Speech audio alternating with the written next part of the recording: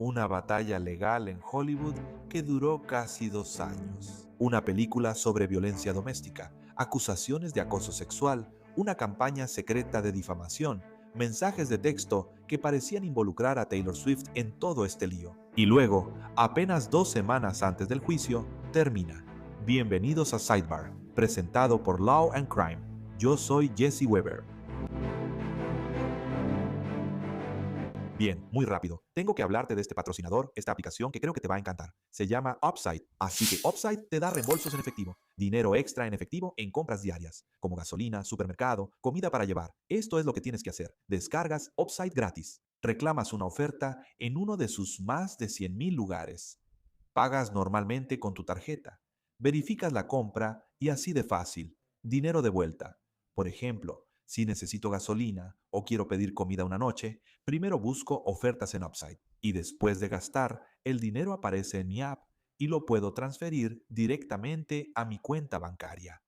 Y los usuarios frecuentes de Upside ganan en promedio $254 de reembolso al año. Así que para empezar a recibir tu reembolso, haz clic en el enlace de la descripción o escanea el código QR. Asegúrate de usar el código promocional Sidebar, porque recibirás un bono extra de 25 centavos por cada galón en tu primer tanque de gasolina.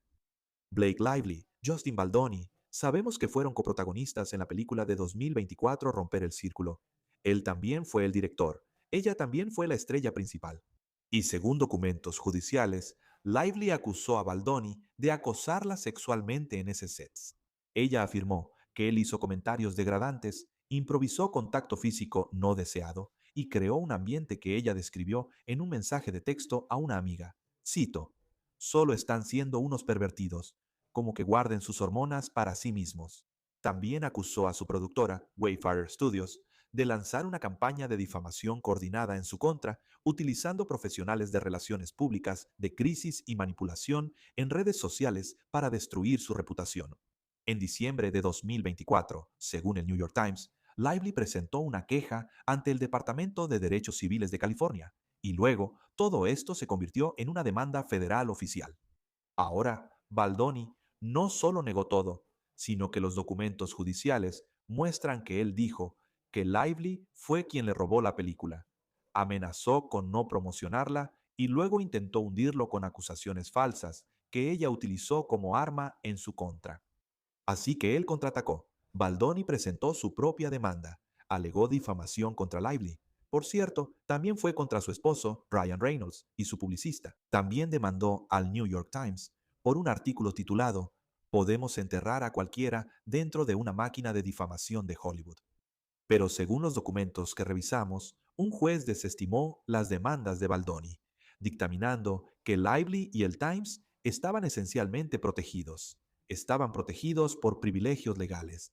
Así que el Times contraatacó y demandó a la compañía de Baldoni, Wayfarer Studios, buscando una compensación por los honorarios de abogados, citando las leyes estatales anti-SLAPP. Ese caso, de hecho, parece seguir en curso. Pero básicamente de lo que estamos hablando, esta disputa, esta pelea entre Baldoni y Lively, continuó durante 18 meses. Según Page Six, ambas partes gastaron en conjunto $60 millones en honorarios legales. Y luego, en abril de 2026, según el New York Times, esto fue enorme. Un juez federal desestimó las acusaciones de acoso sexual de Lively, dictaminando que ella era una contratista independiente, no una empleada. Así que, esencialmente, esas leyes tal vez no aplicaban para ella. El juez sí permitió que sus demandas por represalias e incumplimiento de contrato avanzaran a juicio, pero era principalmente contra la productora y no realmente contra Baldoni.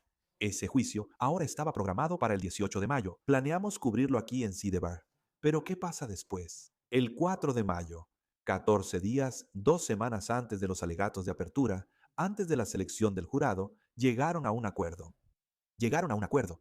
Ahora recibimos esta declaración conjunta de las partes en los casos de Lively contra Wayfarer Studios y fue enviada en nombre de los abogados. Así que Brian Friedman, Ellen Garofilo, Michael Gottlieb, Ezra Hudson, y esto es lo que dice.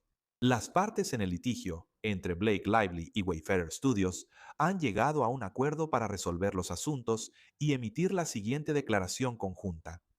El producto final, la película, Romper el círculo es motivo de orgullo para todos nosotros que trabajamos para darle vida, crear conciencia y tener un impacto significativo en las vidas de los sobrevivientes de violencia doméstica, porque de eso trata la película, y apoyar a todos los sobrevivientes es un objetivo que respaldamos.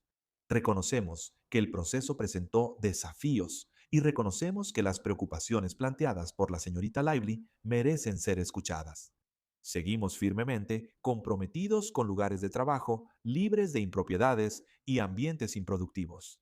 Es nuestra sincera esperanza que esto brinde un cierre y permita que todos los involucrados avancen de manera constructiva y en paz, incluyendo un ambiente respetuoso en línea. Quiero hablar sobre lo que significa esa declaración. Ahora, para ser claros, no conocemos los términos de este acuerdo, no se han revelado, normalmente no se revelan. No hay una admisión expresa de mala conducta. Pero según Page Six, los ejecutivos de la industria están algo divididos sobre si alguna de las estrellas podrá recuperarse. Una ejecutiva de un estudio les dijo, y cito, Justin no tiene suficiente valor en el mercado para superar la sospecha de que pudo haber creado un set inseguro. No estoy seguro de que pueda elegir el elenco de una película en este momento. Blake tendrá que tomarse un descanso y aceptar un recorte en su primer cheque, pero sigue siendo una estrella de cine. Entonces, ¿qué pasó realmente en ese set? ¿Quién decía la verdad? ¿Por qué llegaron a un acuerdo ahora? ¿Por qué este caso, que casi parecía que podría convertirse en algo como Depp contra Heard, y donde uno pensaría que ambas partes tendrían que llevarlo a juicio para contar su versión de los hechos, ¿verdad? ¿Por qué terminó en un acuerdo? ¿Por qué terminó en esta declaración conjunta en lugar de un veredicto? Y en un momento vamos a tener al exfiscal federal y abogado de Los Ángeles, Nima Romani, para que nos explique lo que él piensa que pasó aquí. Nos va a hablar sobre el poder, la publicidad, la ley en Hollywood y por qué cree que esto sucedió. Pero primero, déjenme plantear el panorama, déjenme darles el contexto. Entonces, la película Romper el Círculo comenzó a filmarse en 2023. Blake Lively interpretó el papel principal, Lily Bloom. Justin Baldoni dirigió y también coprotagonizó como su interés amoroso en pantalla. Y según los documentos judiciales, las cosas salieron mal casi de inmediato. Ahora, tenemos que tener cuidado aquí porque hay dos versiones muy diferentes de lo que pasó según los documentos judiciales. Ambas partes las presentaron en documentos legales bajo juramento. Así que primero, la versión de Blake Lively, de su demanda enmendada que se presentó el 18 de febrero de 2025 según el documento, Lively afirmó que desde la primera semana de filmación, Justin Baldoni y Jamie Heath, el director ejecutivo de su productora, Wayfair Studios, la hicieron sentir incómoda. Ella afirma que Baldoni habló sobre su adicción a la pornografía, que compartió detalles sobre su vida sexual. Según su demanda, Baldoni anunció, frente a los miembros del equipo, que ella nunca había visto pornografía.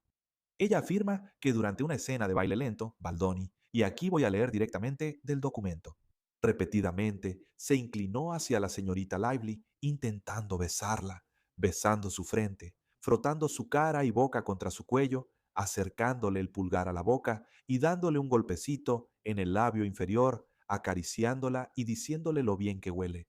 Nada de esto ocurrió mientras el señor Baldoni estaba en personaje como Ryle, porque tanto la intimidad como el diálogo se apartaron de lo que se había acordado en el guión. También afirmó que Heath la miró fijamente a los senos desnudos, mientras ella estaba sin blusa en su camerino de maquillaje. Según la denuncia, Heath llegó sin previo aviso mientras le estaban quitando el maquillaje corporal. Ella le pidió que se mantuviera de espaldas, pero durante la conversación, y esto es según el documento, la señorita Lively notó que el señor Heath la estaba mirando directamente mientras ella estaba sin blusa.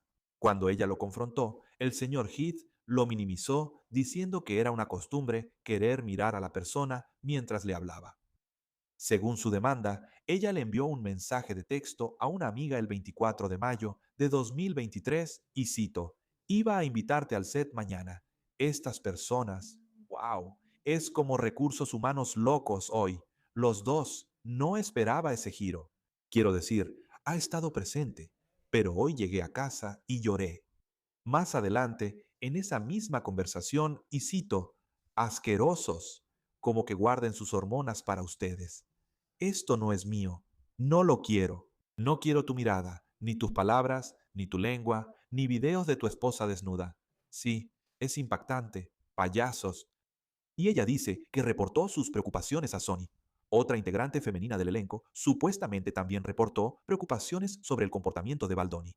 Y según la denuncia, el 1 de junio de 2023, Baldoni reconoció esas preocupaciones por escrito, diciendo que había sido, cito, informado y que se harán ajustes. Ahora, ella dice que nunca se hizo nada significativo para solucionar esto, así que cuando la producción se detuvo debido a las huelgas, ella se negó a regresar a menos que se implementaran ciertos procedimientos y protecciones.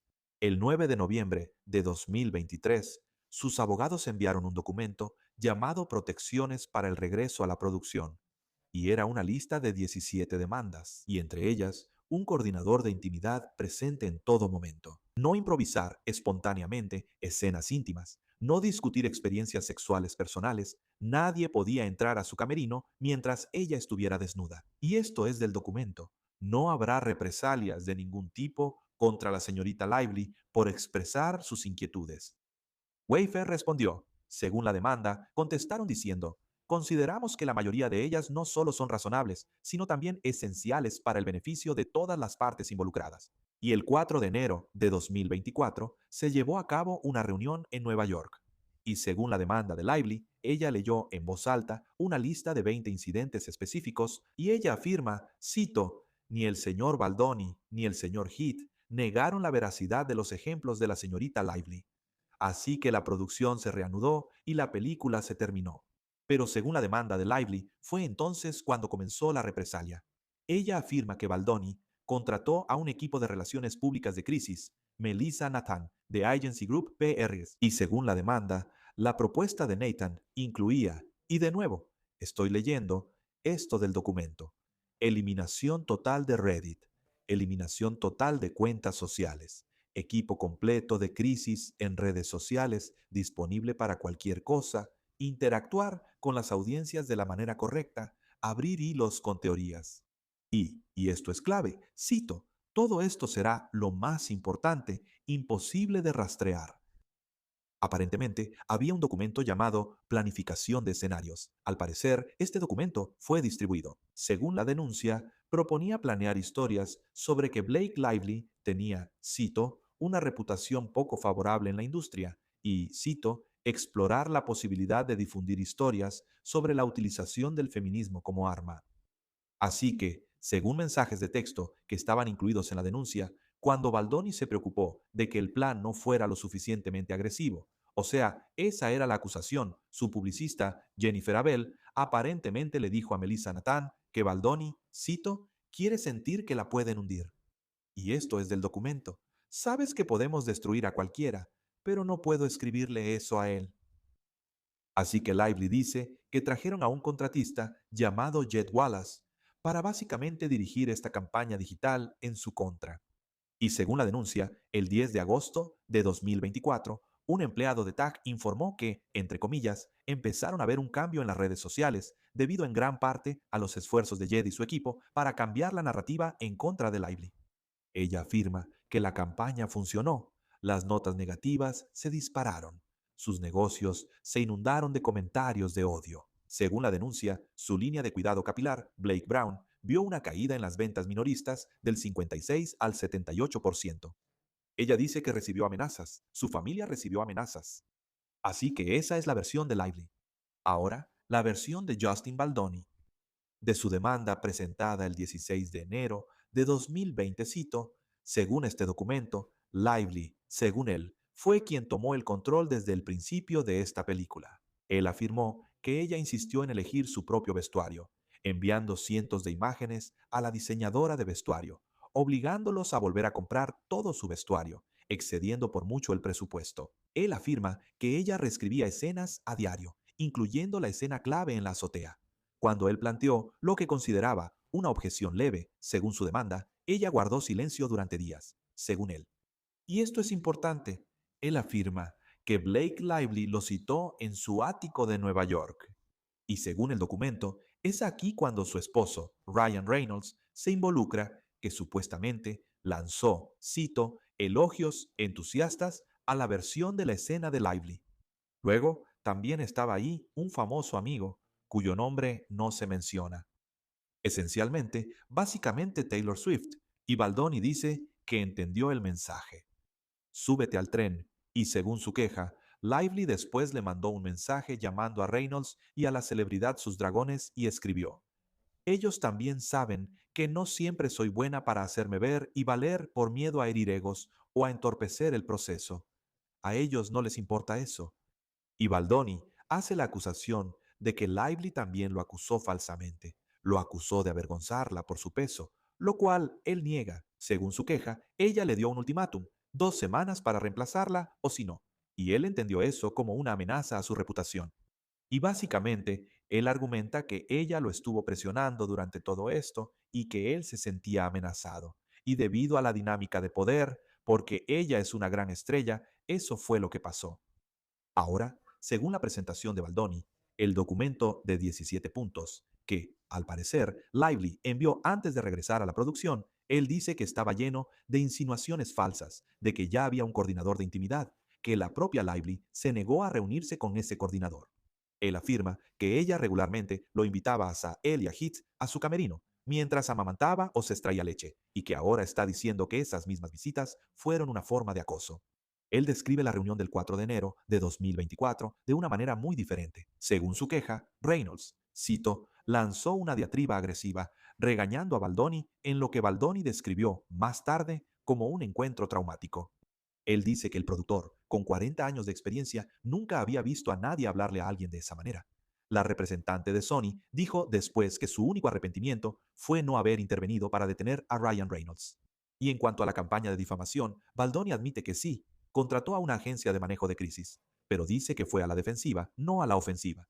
Según su denuncia, la publicista de Lively, Leslie Sloan, era quien planeaba historias negativas, no él, y afirma que los mensajes de texto que Lively usó fueron manipulados. Específicamente, el intercambio donde Abel le escribió a Nathan: ¿de verdad te luciste con este artículo? Seguido de Nathan diciendo: ¿por eso me contrataste? No, soy el mejor. Según la denuncia de Baldoni, eso era sarcasmo. Él dice que el equipo de Lively eliminó un emoji clave, la carita al revés, y omitió el mensaje donde Nathan dijo: caray, esto no es justo porque tampoco soy yo.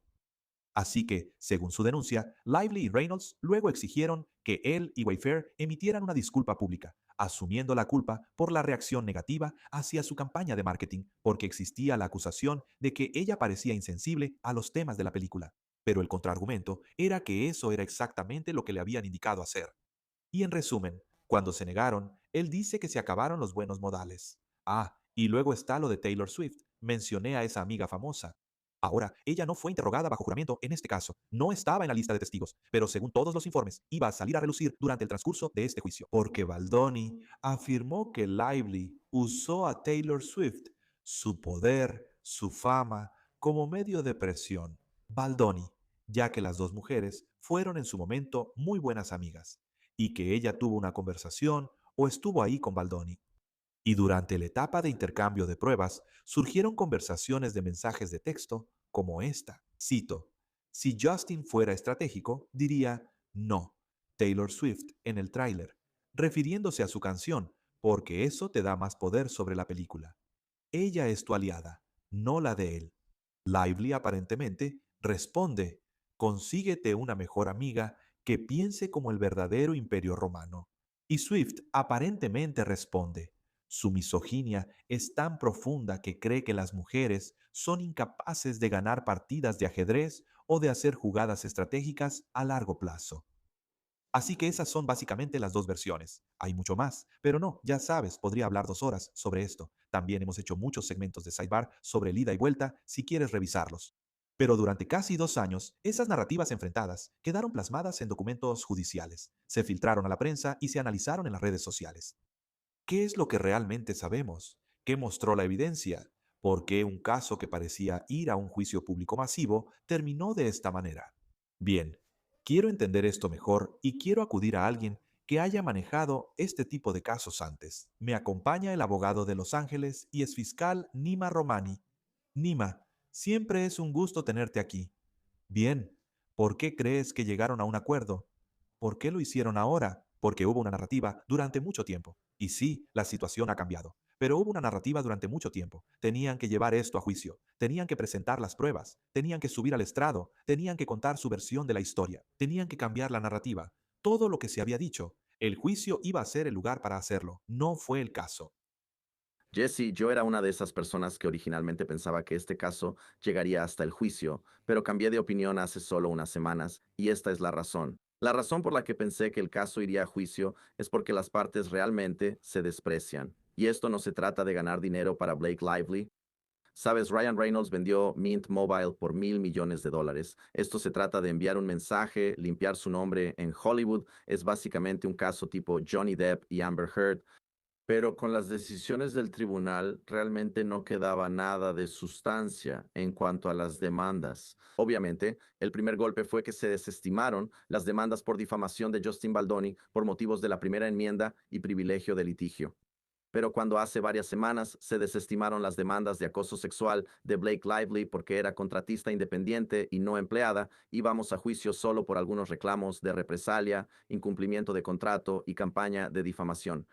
Simplemente ya no queda nada, no hay suficiente sustancia como para que valga la pena gastar cientos de miles de dólares y semanas en pasar por un juicio completo con jurado. Y para que quede claro, lo que habría quedado en ese juicio no necesariamente habría incluido todo lo que hemos visto en los últimos 2 años, todos los mensajes de texto, todas las acusaciones. Habría sido más limitado, ¿verdad?, en cuanto a cómo habría sido el juicio. Eso es absolutamente correcto. Así que parte de esa evidencia escandalosa, la nota de voz, la escena del balcón, los mensajes de texto, no son relevantes para las demandas que quedaban. Las demandas más fuertes de Lively, al menos en términos de exposición, eran las de acoso sexual, represalias, ambiente laboral hostil y discriminación de género. Eso era lo más jugoso, lo más atractivo, pero también lo más valioso. Y el problema es este: si eres un contratista independiente, no tienes esos derechos, los tienes como empleado. Entonces, o sea, un ejemplo que te puedo dar es, obviamente me encanta estar en tu programa, me encanta estar en Law and Crime, no me están pagando, obviamente, pero aunque me pagaran, soy un contratista independiente. Así que si me dices cosas viles, racistas o sexistas, que sé que nunca harías, eso no está protegido. No puedo demandarte por eso. Así que, como la mayoría de las acusaciones serias de Lively ya no existen, realmente no queda nada. Y dije que cuando esas acusaciones fueran desestimadas, este caso probablemente se resolvería. Claramente, no estás recibiendo las maletas de dinero que sigo enviando a tu oficina. Así que tal vez debas preguntarle a tu personal sobre eso. Decepcionante, por decirlo menos. No eres fácil de encontrar. No es fácil conseguir que estés en el programa. Bien, déjame preguntarte esto. También creo que este caso es diferente al de Johnny Depp y Amber Heard porque todo salió a la luz. O sea, si este fuera un caso que no solo ibas a pelear en los tribunales, sino también en el tribunal de la opinión pública, solo había hasta cierto punto lo que un veredicto del jurado te podía dar, ¿verdad? O sea, la mitad de esta batalla, ya vimos los mensajes de texto, los videos, el audio que me hizo preguntarme en la corte de la opinión pública. Creo que esa también es una razón por la que esto se resolvió y me hace preguntarme al final del día, ahora mismo, ¿quién ganó? ¿Quién ganó? Yo diría que ambos perdieron, pero creo que Justin Baldoni logró recuperarse y tienes toda la razón. Esto nunca se trató de los tribunales, se trató de la opinión pública. Cuando tienes al publicista siendo demandado y arrastrado al caso, escucha, estoy aquí sentado en Los Ángeles, yo demando y persigo a muchas celebridades, he representado a celebridades, así que esto es parte del juego. Tengo publicistas aquí en mi estudio donde estoy sentado y también tengo publicistas externos, así que tienes que ejercer presión sobre la otra parte. Creo que Lively realmente subestimó el resultado de Baldoni. Creo que ella pensó que si presentaba su queja ante el Departamento de Derechos Civiles de California y luego el New York Times, cuando publicaron ese artículo difamatorio, Baldoni sería abandonado por sus agentes, William Morris Agency. Le retiraron su premio por la defensa de las mujeres. Obviamente, Lively tiene mejor financiamiento y es más fuerte en cuanto a su posición y recursos financieros. El hecho de que Baldoni regresó y realmente cambió la narrativa. Y te lo digo, apuesto a que la mayoría de las personas en los comentarios, Jesse, están del lado de Baldoni. Creo que su equipo hizo un trabajo magistral en cuanto a sus presentaciones y en cómo manejaron tanto los medios tradicionales como los nuevos medios y las redes sociales. para demostrar que no era necesariamente el acosador o el tipo raro que Lively decía que era. Y creo que Lively quedó muy antipática, pero creo que ambos se tiraron lodo mutuamente y realmente no hay ganadores claros aquí. Me pareció interesante la declaración conjunta porque, de alguna manera, reconocía las afirmaciones de Lively. Reconocía lo que ella afirmó que vivió y tampoco sugería que no pasó nada en el set. Hay referencias a irregularidades y a hablar de problemas en el set y los desafíos. ¿Qué opinaste de esa declaración conjunta? ¿Qué te dijo? Bueno, me dijo, mira, y mucha gente que está viendo dice que Lively retiró el caso. Bueno, eso no fue lo que pasó. Las acusaciones que quedaban seguían siendo de Lively, así que Baldoni sí corría cierto riesgo. No creo que ese riesgo fuera de cientos de millones de dólares. Pero mira, como mínimo está el costo de la defensa, ¿verdad?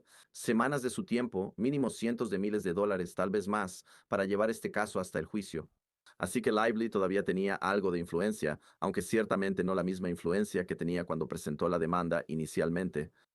Así que lograr que él reconociera algo era, creo, importante para ella, porque, como dijiste, esto realmente se trata del Tribunal de la Opinión Pública y de lograr que Baldoni pague algo. Obviamente no tenemos idea de cuánto fue, pero no me sorprendería si hubo alguna suma moderada. Bueno, de hecho, es curioso que digas eso, así que Page Six publicó que Blake Lively y Justin Baldoni no ganaron nada de dinero en el acuerdo de conciliación. Ahora, no sé cómo sabrían eso, porque ¿no se supone que esos términos son confidenciales y no públicos? Pero dime tú cómo tendría sentido eso. Bueno, entonces, si no ganaron dinero y todo lo que Blake Lively obtuvo fue este tipo de declaración conjunta y concesión, esto es una gran victoria para Justin Baldoni y yo diría que es una pérdida bastante significativa para Blake Lively. Quiero decir, según se informa, ella gastó millones de dólares en este caso. No me sorprendería si incluso llegó a las 8 cifras, más de 10 millones de dólares. Y todo lo que obtuviste fue esta declaración conjunta. Si lo que Page Six está reportando es cierto, y Page Six es genial. Hablé con él ayer sobre este caso, no lo estoy negando. Entonces, una gran victoria para Justin Baldoni y sus fans. Así que déjame explicarte esto un poco también. Brian Friedman, de quien ya hemos hablado antes, un abogado de Baldoni, habló con NBC News y dijo que su cliente se siente bastante bien con el acuerdo. Agregó que había disposición para resolver el caso dada la oportunidad y la posición en la que se encontraba el caso. Y entonces, ya sabes, cuando se nos presentó una oportunidad, la tomamos. Agregó, creo que él realmente quiere tener la oportunidad de contar su historia. Y estoy seguro de que algún día, tal vez más pronto que tarde, él contará su historia y podremos escucharla.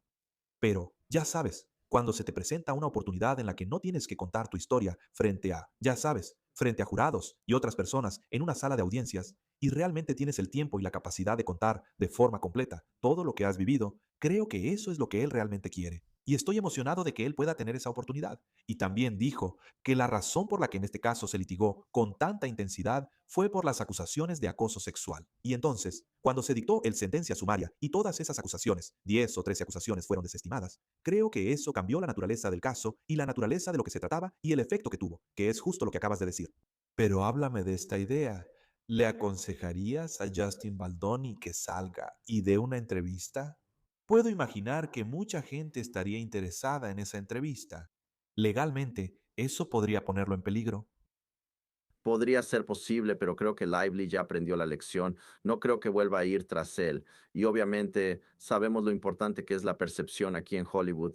Así que creo que sí, definitivamente lo hará. Siempre se ha enorgullecido de estar del lado de las mujeres y de los derechos de las mujeres. Así que cambiar esa narrativa creo que es importante. Así que sí, definitivamente no creo que Friedman hubiera dicho eso a menos que ya estuviera en proceso. Y él puede decir con toda seriedad, de nuevo, si los informes son ciertos, que no le pagué ni un centavo a Blake Lively. Ella retiró su caso. Fue un desistimiento mutuo, y así de simple. Así que no hay razón por la que no deba seguir adelante con una entrevista así, en mi opinión, porque tiene un valor tremendo para él y su marca. Y creo que tal vez mucha gente que no conocía a Justin Baldoni ahora ya sabe quién es. Así que, de nuevo, de donde estaba a donde está ahora, es realmente algo extraordinario si en verdad fue un desistimiento mutuo y no le pagó ni un dólar a Blake Lively. ¿Cómo crees que habría sido el juicio? O sea, de nuevo, fue muy limitado. Fue, correcto, Blake Lively contra su compañía productora, ni siquiera contra los dos, si entiendo bien. ¿Cómo crees que habría sido el juicio? ¿Cuáles crees que habrían sido las pruebas? ¿Cuál crees que habría sido el veredicto? Así que es interesante. Si ves la lista de pruebas de Lively, si ves su lista de testigos, habrías pensado que el juicio duraría más de un mes. Pero ya sabes cómo son estos jueces federales, ¿verdad? O sea, hacen que todo avance rápido. Así que creo que el equipo de Lively quería contar este tipo de historia de, ya sabes, manipulación y acoso y de cómo ella alzó la voz en nombre de sí misma y de otras mujeres. Y querían traer a todas estas otras mujeres que estaban en el set, que interactuaron con Baldone, para decir que él es inquietante y que esto es parte de su modus operandi, como una especie de evidencia para mostrar que no solo se limitaba a ella, sino que también estaba acosando a otras víctimas. Pero no creo que el juez lo hubiera permitido, Jesse. Creo que habría sido un juicio rápido. Te metes en los temas de incumplimiento de contrato, algunos temas de represalias. Obviamente, algunos de los publicistas testificarían, tal vez algunos testigos, sobre los daños, sobre, ya sabes, el daño que le causó la campaña de difamación, pero probablemente terminaría en un par de semanas, si me preguntas. Sin duda, mucho menos de lo que Lively anticipaba originalmente, porque sinceramente no creo que el juez lo hubiera permitido. Y en cuanto al efecto en Ryan Reynolds o Taylor Swift o cualquiera de los otros miembros del elenco, los personajes secundarios en todo esto, ¿cuál crees que es el efecto de este desarrollo en ellos? Sí, creo que Taylor Swift probablemente es la segunda persona más feliz de que esto se termine. Lo último que quiere para su marca es verse involucrada en esto. Parecía que, ya sabes, Lively estaba tratando de usar eso para presionar. Quiero decir, Lively es famosa, pero Taylor Swift obviamente está en otro nivel para presionar a Baldoni. Y no creo que nadie quiera lidiar con una demanda, pero especialmente los famosos es lo último con lo que quieren lidiar. Así que creo que Taylor Swift está feliz y aliviada. Sabes, ella pudo evitar rendir una declaración previa al juicio y creo que el hecho de que no tenga que testificar en el juicio es una gran victoria para ella. Sabes, Ryan Reynolds creo que, ya sabes, quedó un poco manchado. Él estaba en esos mensajes de texto. Algunos de ellos son bastante ofensivos. Obviamente, mira, sabemos que la gente habla con sus amigos cercanos de cierta manera y por supuesto con sus esposos de una forma en la que no lo harían con el público en general. Pero no creo que necesariamente quisieran que toda esa ropa sucia saliera a la luz. Y fue de una manera que creo que no fue favorecedora ni para Reynolds ni para Lively. Para que quede claro, si alguien está escuchando esto y pensando en los casos en que las demandas fueron desestimadas, no fue por el fondo del asunto. Por ejemplo, no sabemos qué pasó realmente en ese set, ¿verdad? O qué pasó después, ¿verdad? Estas demandas, estos casos, fueron desestimados por motivos legales, procesales muy específicos, ¿verdad? Y no necesariamente por la verdad o la falta de verdad o la credibilidad de estas acusaciones. Eso es absolutamente correcto, Jesse. Así que para que la gente diga que Lively fue acosado o no lo fue, nunca llegamos al fondo del caso, a la sustancia. Esto es puramente un asunto procesal. Y te puedo decir, o sea, pero es el asunto procesal en cualquier caso laboral. Hace apenas un par de meses, nosotros, mi firma de abogados y yo, fuimos a juicio contra Kanye West. Y realmente la única cuestión era, ¿nuestro cliente era empleado de Kanye West o era un contratista independiente? Esa fue toda la razón por la que fuimos a juicio. Los miembros del jurado fallaron a nuestro favor y determinaron que Kanye West, ahora Ye, sí empleó a nuestro cliente y otorgaron una indemnización. Pero si no hubiera sido un empleado, había 50 preguntas en ese formulario de veredicto, Jesse. La primera pregunta era, ¿nuestro cliente Tony Saxon era un empleado? Si los miembros del jurado hubieran respondido que no, se les indicaba que omitieran todas las preguntas restantes, firmaran y pusieran la fecha, porque nuestro cliente no habría tenido absolutamente ningún derecho si hubiera sido un contratista independiente. Eso es muy interesante. Muy bien. Mira, este es el final de toda una saga. Todavía, por cierto, creo, y corrígeme si me equivoco, que aún queda un caso pendiente. Creo que el New York Times todavía tiene activa su demanda. No sé si viste algo diferente, pero ya sabes, no sé a dónde va a llegar eso o cómo se va a resolver. Pero esto, mira, en realidad se trataba principalmente de Baldoni y Lively, y en eso tratábamos de enfocarnos. Así que veamos qué pasa después. Seguiremos en contacto sobre esto. Te enviaré otra cantidad de dinero para que siempre hagas tus apariciones en Sidebar. Pero gracias, siempre te lo agradezco, Nima. Gracias, Jesse. Me encanta estar aquí siempre. Eso es todo lo que tenemos para ustedes por ahora aquí en Sidebar, amigos. Muchas gracias por acompañarnos y como siempre, por favor, suscríbanse en YouTube, Apple Podcast, Spotify o donde sea que escuchen sus podcasts. También pueden vernos en Peacock de NBC. Si quieren seguirme en X, Instagram o en mi programa de News Nation, Jesse Weber Live, de lunes a viernes, 11 p.m., hora del este. Nos vemos la próxima vez, amigos.